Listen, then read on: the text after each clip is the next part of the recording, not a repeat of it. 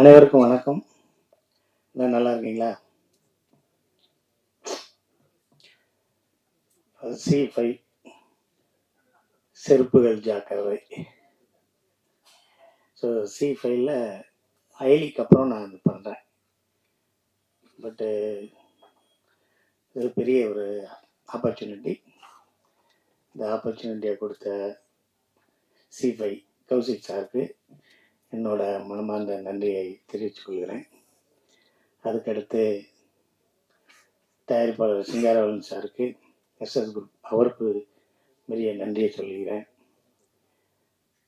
Director Rajesh Susai அவர்களுக்கும், சூரியராஜ் அவர்களுக்கும் என்னோட நன்றி.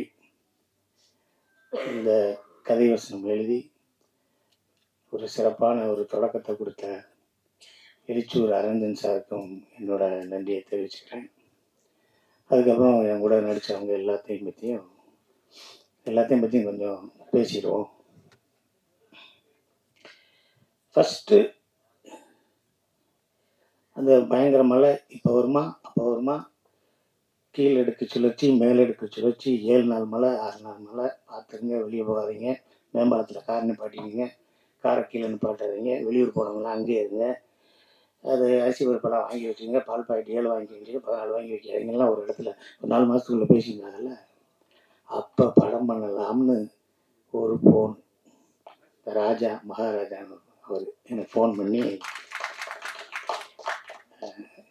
இந்த மாதிரி C5ல ஒன்று பண்ணலாம், மழை பெய்யுது பரவாயில்லண்ணே, இல்லை பால் பாக்கெட் 6 வாங்கினேன் 7 வாங்கினே போகலாம் அப்படின்னு. அதுக்கப்புறம் இருந்து அன்னைக்கு எழுச்சூர் அரவிந்தனும் ராஜேஷ் சாரும் வீட்டுக்கு வந்து பண்ணலாம் அப்படின்னாங்க. சரி பண்ணலாம் அப்படின்னா, சரி பண்ணலாம், எப்படி பண்ணலாம், அந்த ரைட்டர்கிட்ட பேசிட்டு இருந்தேனே வந்துடுறேன்ட்டு ஒரு 10 நிமிஷம் இருந்துட்டு ராஜேஷ் போயிட்டார். இப்போ இன்னும் பயங்கர ஃபாஸ்டான கதையாக இருக்கே அப்படின்னு நினச்சேன். அப்புறம் தான் நான் 4 போலீஸ் நல்லா இருந்த ஊரும் பண்ணேன். ஒரு டைரக்டர் கிருஷ்ணாங்க அவர்கிட்ட இருந்திருக்காரு, நாகா சார்கிட்ட இருந்திருக்காரு அப்படின்னு அவரை பற்றியெல்லாம் இருந்து, அதுக்கப்புறம் நாங்கள் ஒரு 1.5 hour அரவிந்த் சார் நானும் அவரும் பேசணும். அவர் கூட ஏன் பேசணும், பேசவே வேண்டாம், அவர் பேப்பரில் எழுதி கொடுத்து கீழே போட்டாலே அது தங்கா எடுத்தாலே சூப்பராக ஷூட் பண்ணி கொடுத்துருவாப்புல, கோடு போட்ட மாதிரி இருக்கும். நான் எழில் சார்ட்டை ஒர்க் பண்ணும்போதே அவரை பற்றி எனக்கு அவ்வளோ நல்லா தெரியும். என்னோட மனமத்தி பறவை, தேசிங் ராஜா, அந்த படங்கள் எல்லாம் அவங்களோட எவ்வளோ கான்ட்ரிபியூஷன்ஸ் எல்லாம் இருந்துச்சுன்னு எனக்கு நல்லா தெரியும். பேசியிலே அவ்வளோ சிறப்பாக காமெடியாக பேசிகிட்டு இருப்பார். இன்னும் எவ்வளோ கதைகள் வச்சுருக்காருன்னே தெரியல. அந்த ஒரு ஏரியாவில் ஒரு கதை இருக்குது, இந்த ஒரு ஏரியாவில் இருக்குது, அப்படி இருக்குது இப்படி இருக்குது அப்படின்னு சொல்லிக்கிட்டே இருப்பார். ஸோ அவரோட திறமைக்கு இன்னும் பெரிய உயரத்தை அவர் தொடரும் அப்படின்னு நான் வேண்டிக்கிறேன். அப்புறம் ஃபஸ்ட்டு இந்த நம்ம தயாரிப்பாளர் SS குரூப் சிங்காரவேலன் சாருக்கு இன்னும் கொஞ்சம் சரியாக பேச தெரியல.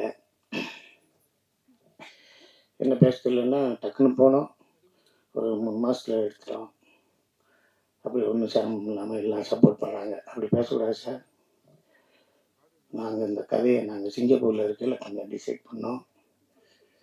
அப்புறம் இங்கே வந்து அப்புறம் எல்லா ஆர்டிஸ்டையும் நாங்கள் ஃபார்ம் பண்ணோம்லே எங்களுக்கு 7 மாதம் ஆயிடுச்சு. அதுக்கப்புறம் ஷூட்டிங் நாங்கள் ரெடி பண்ண இடத்துலலாம் 16 கேரவன் அப்படியெல்லாம் நிற்கிறதுக்கு இடமே இல்லை. ஹீரோயினுக்கெல்லாம் மேக்கப் போட்டு வரையில் 3.5 மணி நேரம் ஆகும் சார். மதியானம் 2 ஷாட்டு தான் எடுக்க முடியும். அதுக்கப்புறம் நாங்கள் செலக்ட் பண்ண கேமரா பாம்பேயில் இருக்குது சார். அதை 3 பேட்டா கொடுத்து இங்கே வரையில் எங்களுக்கு 6 பேட்டா கொடுத்தா சார் ஒரு ஷாட்டை எடுக்க முடியும். அப்படி பேசினா தான் இன்னும் கொஞ்சம் நல்லா இருக்கும். கூப்பிட்டோடனே காலையில் 7:30 மணிக்கு பொங்கலை தின்ட்டு உட்காந்துருப்பாங்க சார், அப்படிலாம் சொல்லிடாது. அது கொஞ்சம் நல்லா இருக்குது.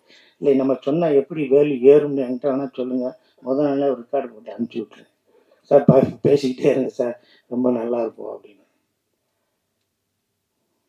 தங்கா கேமராமேனு, நான் கருப்பன் படத்தில் பண்ணும்போதும் நாடு பண்ணும்போதும் கேமராமேன் சக்தி சாரோட அசிஸ்டண்ட்டு. அப்போ ஏதாவது வேலை பார்த்துட்டு இருப்பா, என்ன கங்கா ரெடியாக இருந்தேனே, உங்களை அழகாக்கிறதுக்கு தானே நாங்கள் எல்லா வேலையும் பார்க்குறோம், நீ அந்த விஷயத்தில் தோற்று போக சத்தியமா அழகாக்கவே முடியாது அப்படின்னா. இந்த படத்தில் நம்ம ராஜேஷ் சூசை சொல்லும்போது அன்னை தங்கா தான் கேமராமேன் அப்படிங்கும்போது எனக்கு அவ்வளோ சந்தோஷம்.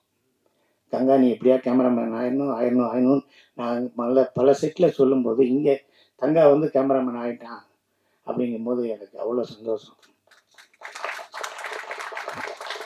ஏன்னா சினிமாவில் வந்து பார்த்தீங்கன்னா கெட்டது எல்லாமே பக்கத்தில் இருக்கும், நல்லது தூரமாக இருக்கும்.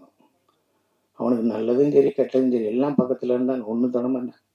சீரட்டை கூட பார்த்ததில்லை, சரக்கை பார்த்ததில்லை, எதையுமே பார்த்ததில்லை. தூங்கவும் மாட்டாப்புல. இன்னும் கொஞ்சம் நல்லா சாப்பிடுவேன் ஒரு 6 புரோட்டா. அது மாதிரி நான் அவ்வளோதான். அந்த அளவுக்கு ஒரு நல்ல கேமராமேன்.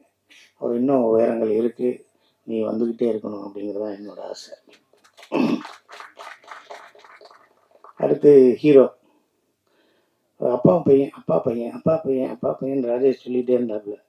என்ன அப்பா பையன் பையன் யாரியா அப்படின்னு விவேக்க கொண்டு வந்து காமிச்சாங்க. சத்தியமாக சொல்லியா இப்படியெல்லாம் எனக்கு கலராக புள்ள பார்க்குவேன், என்ன கலராக இருக்கேன். இப்போ பக்கத்தில் ஒரு கம்பி இருக்கும், அந்த கம்பிக்கு பக்கத்தில் ஒரு சின்ன வயசில் இல்லை, காலேஜ் படிக்கும்போது ஒரு பிள்ளைய லவ் பண்ணேன். கவிதாட்ட கேட்டு இன்னும்மா இன்னும் நிறையா இருக்காங்க. ஒரு பிள்ளைய லவ் பண்ணேன், அந்த பிள்ளை செவத்த பிள்ளை, அந்த கம்பியை பிடிச்சி அப்படின்னு நின்றுச்சு. நானும் பின்னாடி போய் அந்த பிள்ளை கம்பியை பிடிச்சி அதை பின்னாடி அப்படின்னு நின்றுக்கிட்டே இருந்தேன். சாங்கு ஓவர்லாப்பு வளையோ செய்கலகலன்னு கவிதைகள் படிக்கிறது குழு தென்றல் காற்று அப்படியே போயிட்டே இருக்கும். அந்த பிள்ளை கையை பார்த்து என் கையை பார்த்துச்சு. ஒன்று எதுக்கு அந்த பிள்ளை கையை பார்த்து என் கையை பார்த்துருந்துச்சு. அந்த பிள்ளை கை சக்கச்சவே இருந்துச்சு, என் கையை கண்ணங்கரையே இருந்துச்சு. அப்போ கையை விட்டுட்டு பேக் சீட்டு வழியாக ஏறி இறங்கி ஓடினேன் நான். புரியுதுங்களா அவருக்கு? இவ்வளோ ஒரு கலரான பிள்ளைய போய் நம்ம போய் லவ் பண்ணுறோன்னு வரட்ட முடியுமா? இல்லை போய் அந்த பிள்ளைய போய் கட்டுப்படுத்த முடியுமா அப்படின்னு. அது மாதிரி எனக்கு விவேக் வந்து செவத்த பிள்ளை. சரி, அதுக்கப்புறம் என்னென்னா இந்த சீரியல்ஸு இதில் எல்லாம் நடித்தவங்க எப்படி பண்ணுவாங்க, இதில் எப்படி இருக்கும், கரெக்டாக இருக்குமா அப்படி இப்படிங்கிறதெல்லாம் எனக்கு மனசுக்குள்ள ஓடும். சூப்பராக பண்ணேன், நல்லா பண்ணீங்க. ஆமாம், நல்லா பண்ணிட்டீங்க. ஒரு நாள் சொன்னார், சொல்லும்போது இல்லை உண்மையிலே நான் அப்பா புள்ள அந்த பாண்டிங் நல்லா இருக்கு, சூப்பராக இருக்குது, எனக்கே ரொம்ப ஹாப்பி அப்படின்னு அன்னைக்கு நைட் சொன்னார். மறுநாள் காலையில் கேட்டேன், நீங்கள் சொன்னது இன்னொரு தடவை சொல்லுங்க. நான் இப்போ சொன்னேன் நான், ஏன்னா முதல்ல நைட்டு அவர் இருந்த பொசிஷன் நாங்கள் இருந்த பொசிஷன் வேறு. அதனால் இப்போயும் எங்கேயா வெளியே பார்க்கல நம்ம காம்பவுண்ட் நல்லா இருக்குன்னு சொல்லியிருந்தேன். எப்போ சொன்னேன், இதை போய் சொல்லிட்டேனா அப்படிலாம் நீங்கள் எதுவும் சொல்லிடுறாங்க. சீரியலில் நடிப்போம், எல்லாம் பண்ணுவோம். அப்போ வந்து ஒரு ஃபோட்டோ எடுங்க, என் செல்லு சரியில்லை அப்படிம்போம் கூட நடிக்கிற லேடிஸ்ட்டு. அப்போ ஏன்னா அவங்க நம்பர் வாங்குறதுக்கு அவ்வளோ ஒரு கேவலமான எண்ணம். உங்கள் ஃபோட்டோவில் எடுங்க, உங்கள் கேமரா நல்லா செல்லு, அதில் எடுத்து எனக்கு அனுப்புங்க, இல்லை நம்பர் வந்துடுங்க. அப்படி வந்து உங்கள் ஃபோட்டோவில் எடுத்து அனுப்புங்க அப்படின்னு சொல்லி ஐராட்ட சொன்னேன். ஐராவும் எடுத்து அனுப்பிச்சிருச்சு. அதுக்கப்புறம் எனக்கு நீங்கள் நம்பவே மாட்டீங்க, இன்னைக்கு காலையில் கூட C5ல சொல்லிச்சு ஆஃபீஸில், ஏன் நான் ஃபோன் பண்ணால் எடுக்க மாட்டேறீங்க, ரொம்ப தேங்க்ஸ்ப்பா. ஆமாம், பொழுதுனைக்கு ஏன் பண்ணுறீங்க அப்படின்னு கேட்டு இப்போ ஏன் நீங்கள் ஃபோன் பண்ண மாட்டேங்கன்னு கேட்கும்போது எனக்கு ரொம்ப சந்தோஷமாக இருக்கு. இந்த படத்தில் இந்த சீரீஸில் நிறைய பேர், எல்லா பேருமே நல்ல கேரக்டர்ஸு, எல்லாமே நல்லா பண்ணியிருந்தாங்க. எல்லாருமே ஒரு வேறுபாடே இல்லை, இதை பண்ணணும் அதை பண்ணணும் இப்படி பண்ணணும் அப்படி பண்ணணும் அப்படியெல்லாம் இல்லை. இது மஞ்சுவாக இருக்கட்டும், ரோஸ்லினியாக இருக்கட்டும், பரிமளாவாக இருக்கட்டும், அவங்க தேவியாவாக இருக்கட்டும், எல்லா பேருமே, அப்புறம் தங்கலானில் மெயின் உள்ள நினைச்சார் தம்பியாக இருக்கட்டும், எல்லாருமே ரொம்ப நல்லா பண்ணியிருந்தாங்க. அங்கே ரூமில் நீங்கள் பார்த்தீங்கன்னா ஒரு செட்டு இருக்கும், அந்த செட்டுக்கு ஓரமாக ஒரு ரூம் இருக்கும், அந்த ரூமில் ஒரு ஏசி இருக்கும். அது நீங்கள் போய் தங்கிக்கங்கன்னாங்க, நான் அங்கே போய் இருந்தேன். முதல் 5-6 நாள் தான் அங்கே இருந்தேன். அதுக்கப்புறம் எப்போ போய் சிங்கப்பள்ளி கூப்பிடுவாங்கன்னு டைரக்டர் கூப்பிடும்போதெல்லாம் டைரக்டர் அசிஸ்டன்ட் வந்துட்டு, சார் அந்த ரூமில் சிங்கப்பள்ளி இல்லை சார்மா. அப்படியா, இந்த லேடிஸ்க்கெல்லாம் ஒரு ரூம் போட்டிருக்கு, அங்கே இருக்காருன்னு போய் பாருங்க. உடனே போய் உண்மையிலே அங்கே தான் சார் உட்காந்துருக்காரு அப்படிற. ஏன் சார் அங்கே போகலையா சார்? இல்லை சார் இந்த ஏசி நல்லா இருக்குது அவரு. நான் போய் உட்காந்து அவங்களோட பேசிக்கிட்டே இருப்பேன். அப்புறம் அவங்களுக்கும் அது டெத்து வீடுன்னு தெரியாது, அவங்களுக்கு அப்படி ஒரு சீக்கிரம் எடுன்னு தெரியாது. எங்கேயாவது ஃபோன் பண்ணி என்னைக்காவது புரோட்டாவா வாங்கி சாப்பிட்டுக்கிட்டே இருப்பாங்க. ஒரு 10 மணியாக இருந்தாலும் நல்லா சாப்பிட்டுட்டு நல்லா சந்தோஷமாக இருந்தாங்க. ஜி5 அவங்கள ரொம்ப நல்லா பார்த்துக்கிடுச்சு. ஒன்று கௌசி சார்கிட்ட ஃபஸ்ட்டு இந்த டைட்டில் நான் கேட்கும்போது செருப்புகள் ஜாக்கிரதை அப்படின்னாங்க. அப்புறம் உள்ளே பார்த்தோம்னா ஒரு டெட் பாடி எப்பயுமே இருந்துகிட்டு இருக்கு. அண்ணெல்லாம் டெட் பாடியாக நடிச்சார் பாருங்க. அவரெல்லாம் பாவம். அவர் அப்படியே டெட் பாடி உட்காந்துருக்காரு. அசிஸ்டன்ட் டைரக்டர்கிட்ட சொல்கிறாரு, தம்பி யூரின் போயிட்டு வந்து உட்காந்துக்கிட்டான்னு. அவன் போய் என்ன சொல்லணும்? சார் அந்த ஆர்டிஸ்ட் யூரின் போகணுன்னு தானே சொல்லணும். சார் டெட் பாடி யூரின் போகுதுன்னு கேட்குது, போக சொல்லலாமான்னு. நான் பக்கத்தில் இருந்தேன். பயவுள்ள அவர் பேரை கேட்டு அவர் ஆர்டிஸ்ட் போகிறாங்க, டெட் பாடி யூரின் வந்து இப்படியாடா பேசுவேன். அவரும் அண்ணே டெட் பாடினே நீங்கள் போங்கண்ணே. இவர் நாடியை கழட்டாமல் கண்ணாடியை கழட்டாமல் 11 மணிங்க இந்த பக்கம் பட்டைக்கிட்டெல்லாம் பூசிட்டு வேட்டியை தூக்கிட்டு அந்த பக்கம் போகிறார். அங்கிட்டு ஒருத்தர் 2 பேர் எந்திரிச்சு ஓடுறாங்க. யாரோ ஒருத்தர் நாடி கட்டு போட்டு வர்றாங்க. நான் தானே அண்ணே அங்கெல்லாம் போகாதீங்கண்ணே, யாராவது கூப்பிட்டு போங்கண்ணே அப்படின்னு. ஆனால் நடிக்கிறது ரொம்ப கஷ்டம். அதே மாதிரி டாக்டர் சொன்ன மாதிரி அதாவது ரொம்ப உட்காந்தே இருக்கணும். டைலாக்லாம் கேட்டார். ஒரு டைலாக் தரையிலையா, ஒரு டைலாக்ல பிளாஸ்டிக்லையாவது போட்டுக்கீங்க அப்படின்னா தரல. ரொம்ப நல்லா இருந்துச்சு. அதாவது செருப்பு டெட் பாடி அப்படிங்கிறது ரெண்டுமே வந்து இறந்தோடனே 2 மணி நேரத்துக்கு மேலே வச்சுக்கிற மாட்டோம். மறுநாள் கூட வச்சுக்கிற மாட்டோம். 5000 ரூபா 50,000 ரூபா செருப்பு வாங்கினா கூட வாசலில் கழட்டி வச்சிடும். 10 ரூபா குங்குமம் தலை வரைக்கும் இருக்கும். 1000 ரூபா செருப்பு வாசல் வரைக்கும் இருக்கும். நம்மளை கட்டி காத்தவன், நம்மளுக்கு சொத்து சேர்த்து வச்சவன், நம்மளுக்கு உயிராக தூக்கி சுமந்தவனாக இருந்தாலும் 8 மணி நேரத்துக்கு மேலே நம்ம வச்சுக்கிற மாட்டோம். அந்த மாதிரி செருப்பையும் இந்த டெட் பாடியும் வச்சு ஒரு விஷயம் பண்ணியிருக்காரு. எனக்கு தெரிஞ்ச ஒரு கதை இருக்கு. ஒருத்தன் போயிட்டே இருந்தான், பையனை கூப்பிட்டு போயிட்டே இருந்தான். ஃப்ரெண்டுக்கு ஃபோன் பண்ணான், டேய் தம்பி, எங்கடா இருக்க, என்னடா? இல்லை என் பையனை கூப்பிட்டு வந்தேன், இந்த தாலுகா ஆஃபீஸ் போனோம்னு. ஏதோ திடீர்னு தூங்கிட்டான். உன் வீட்டில் கொஞ்சம் நேரம் தூங்க வச்சுட்டு நான் அப்புறம் வந்து சாயந்தரம் அவனை கூப்பிட்டு போயிட்டாரு. கொண்டு போடா, நம்ம பிள்ளைடா, என் ஒய்ஃப் இருக்கு, நீ போய் பார்த்துக்கிறேன், கொண்டு போய் குழந்தைய விட்டு போகிறாங்க. சரிங்களா?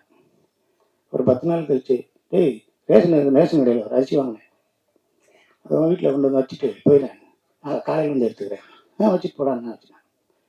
அப்புறம் போயிட்டே இருந்தேன், என் செருப்பு வந்து போச்சு, உன் வீட்டில் போட்டு போகிறேன், நாளைக்கு வந்து எடுத்துக்கிறேன். என்ன வழக்கமாக உன் செருப்பை கொண்டு வந்து போகிறதுக்கு என் வீடு தான் கிடச்சா படா அப்படின்னா நோதிக்க. அதுக்கு அடுத்து, டே எங்கள் அப்பா செத்து போனார், ஓட்டு வழியாக தான் சுடுகாட்டுக்கு போகிறேன், இன்னைக்கு மழை வந்துருச்சு, அங்கே புதைக்க மாட்டேன்னு வேறு ஏதோ சொல்லிக்கிட்டாங்க, நான் உன் வீட்டு வாசலில் வச்சுட்டு நாளை காலையில் வந்து தூக்கிட்டு போகிறேன், உன்னை கொன்னே விடுவேன், பணத்தை கொண்டு வந்து இங்கே வைக்கிறேன். ஸோ இந்த செருப்புக்கும் பணத்துக்கும் நம்ம சமூகத்தில் கொடுக்குற மரியாதை என்ன இருக்குது. ஆனால் அதை அந்த செருப்பையும் அந்த டெட் பாடியும் வச்சு அவ்வளோ அழகாக எழுச்சூர் ஆனந்த் சார் எழுதியிருக்காரு. அவ்வளவு காமிக்கலாக எழுதியிருக்காரு. அது அவ்வளவு சுவையாக அருமையாக ராஜேஷ் சூசை எழுதியிருக்காரு. நம்ம ராஜேஷ் சூசைக்கு ஒரு ப்ளஸ் என்னன்னா, first Seruppugal Jaakirathai directed by G ஃபிலிமில் டைரக்டட் பை ராஜேஷ்னு நம்ம எம் ராஜேஷ் சாரை போட்டு விட்டாங்க. அப்பயே நினச்சேன் பெரிய வேலை தான் வந்திருக்கு அப்படின்னு. அதுக்கப்புறம் இப்போ தான் நம்ம ராஜேஷ் சூசையை போடுறாங்க.